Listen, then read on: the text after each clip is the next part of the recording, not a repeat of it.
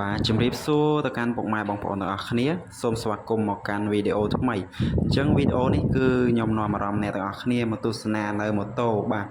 ស៊េរីថ្មីដែលក្រុមហ៊ុន Honda Cambodia នឹងប្រកាសចេញនៅក្នុងពេលឆាប់នោះបាទ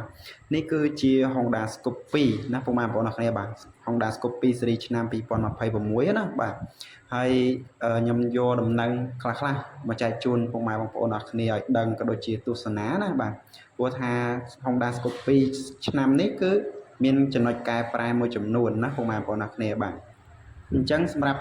រូបរាងគឺរក្សារូបរាងដដែលទេបាទទាំងចង្កៀងហ្វាទាំងភ្លើងមុខភ្លើងក្រោយបាទទាំងម៉ាស៊ីនអីរក្សារូបរាងដដែលណាពុកម៉ែបងប្អូនអស់គ្នាបាទអ្វីដែលផ្លាស់ប្ដូរនោះគឺផ្លាស់ប្ដូរពណ៌បាទផ្លាស់ប្ដូរពណ៌ហើយនឹងផ្លាស់ប្ដូរតែមណាពុកម៉ែបងប្អូនអស់គ្នាបាទសម្រាប់ Honda Scoop 2ឆ្នាំ2026ណាបាទហើយចំណុចមួយទៀតនោះគឺកុងតាក់បើកភ្លើងណាកុងតាក់បើកភ្លើងសម្រាប់ស៊េរីឆ្នាំ2026នេះគឺអត់មានទេណាបាទដែលភាសាបច្ចេកទេសគេហៅថា Auto Headlight On ណាបាទឬក៏ហៅកាត់ថា AHO ណាពុកម៉ែបងប្អូនអរគ្នាបាទអញ្ចឹងសម្រាប់ប្រព័ន្ធកុងតាក់បិទបើកភ្លើងចាប់ពីឆ្នាំ2026ដូចខ្ញុំនិយាយរាល់វីដេអូអញ្ចឹងគឺនឹងលែងមានហើយសម្រាប់ម៉ូតូ Honda នៅក្នុងស្រុកខ្មែរបាទសម្រាប់ម៉ូតូ Trim ម៉ូតូអីប្រហែលជាឆ្នាំ2026នេះតទៅ2027អីហ្នឹងគឺអត់មានកុងតាក់បិទបើកភ្លើងទៀតទេណាបាទមូលហេតុដែលគេដាក់បាទ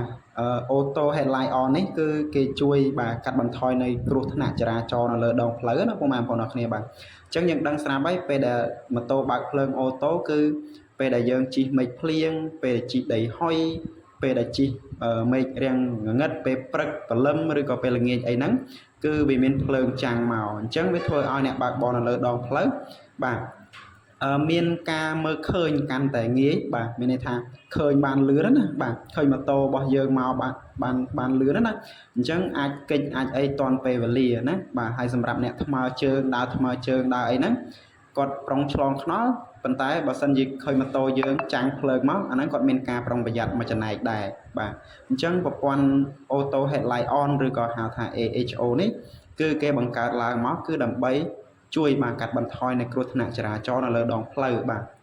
ហើយម៉ូតូបាទនៅស្រុកជប៉ុនគឺបើកភ្លើងអូតូអញ្ចឹងទាំងអស់ណាពុកម៉ែបងប្អូនអរគ្នាបាទខ្ញុំភ្លេចប្រាប់ពុកម៉ែបងប្អូនអរគ្នាផងដែរថាម៉ូតូស៊េរី Honda បាទ Honda PSX គឺយើងនាំចូលពីជប៉ុនប៉ុន្តែ Honda Scoop 2នេះគឺយើងនាំចូលពី Honda Astra របស់ប្រទេសឥណ្ឌូនេស៊ីវិញណាពុកម៉ែបងប្អូនអរគ្នាបាទហើយសម្រាប់តម្លៃគឺប្រហែលទៅនឹងស៊េរី025ទេណាពុកម៉ែបងប្អូនអរគ្នាបាទហើយសម្រាប់ Scoop 2នេះតម្លៃថ្លៃជាងគេគឺពណ៌ខ្មៅនឹងឯងបាទដោយសារតែពណ៌ខ្មៅឥឡូវពេញនិយមខ្លាំងមែនតើបាទមាន